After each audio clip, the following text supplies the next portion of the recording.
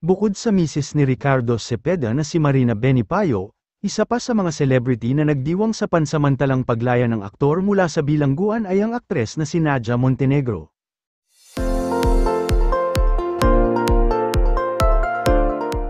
Makikita sa kanyang Instagram post ang tungkol sa paglaya ni Ricardo na tinawag niyang brother. Release form signed, finally, an innocent man is free, praise you Lord.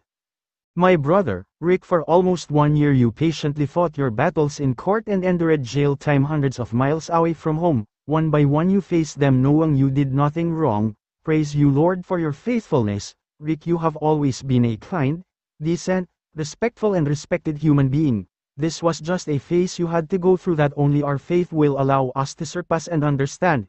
And you did. We all know you are innocent and proven. Can't wait for your homecoming, Rick. This is a celebration of your life, a new chapter ahead. We love you Rick, you are free, to God be all the glory. Makikita naman sa social media posts ni Marina ang pagbabalik tahanan ni Ricardo, habang sumasayaw sila ng Don't Be Cruel ng namayapang singer na si Elvis Presley. Inaresto ng pulisya ang batikang aktor dahil umano sa kasong syndicated estafa habang siya ay nasa Caloocan City noong ika-7 ng Oktubre taong 2023.